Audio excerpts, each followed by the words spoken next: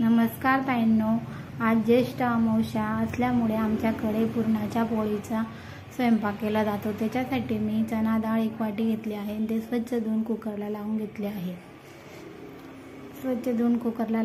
आहे। आता मी त्याचं पुरणाच्या चाळणीने ते पाणी वेगळं करून पुरण तयार करून घेतलं आहे। त्याच्यात 1 वाटी गूळ असं करून मी ते एकत्र करून घेतलं आहे।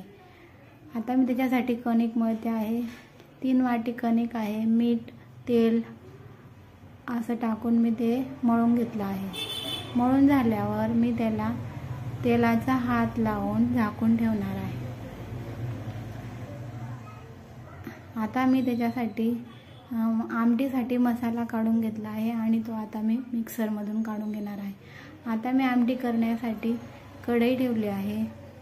1 पोळी तेल घातलं आहे आणि तो तयार केलेला मसाला मिक्सरमध्ये काढून घेतला आहे। मसाला चांगला तळला गेल्यावर मी आता ते आमटीचं जे पाणी काढून ठेवलं आहे ते मी टाकून घेणार आहे। मसाला तेल सुटेपर्यंत मसाला तळून घेतला आहे आणि आता मी आमटीतलं डाळीतलं पाणी जे आहे ना ते टाकून घेतलं। चवीनुसार मीठ टाकून घेणार आहे। आता मी जी कणिक मळून ठेवली आहे ना त्याच्यातून मी 1 पोळीचं कणिक काढून घेतलं आहे आणि ते चांगलं मिक्स करून घेतलं आहे। आता मी त्याचे वडे या आमटीमध्ये टाकून घेणार आहे। आमच्याकडे याला डुबुकोळे म्हटले जातात। हे टाकल्यावर आमटी अतिशय चवीला छान होते। आता मी ते वडे टाकून घेतले। आता मी त्याच्यावर कोथिंबीर टाकून घेणार आहे। तयार झाली माझी आमटी। आता आपण चला आता आपण पुरणपोळी करून घेऊया। त्याच्यासाठी मी आता 1 पोळीचं कणिक घेतलं आहे। त्याच्यात मी आता पुरण भरून घेणार आहे आणि मोदकाच्या पारीसारखं मी हाताने करून घेणार आहे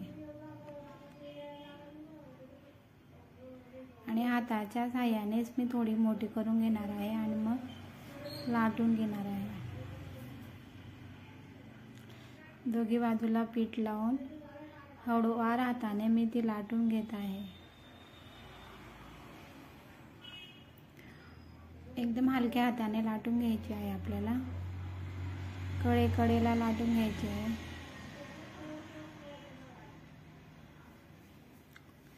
पाहू शकता तुम्ही आपली पुरणपोळी किती मोठी होऊन गेली। कडेने सर्व बाजूने लाटून घेतले आहे। आता मी ती तव्यावर टाकून घेतली।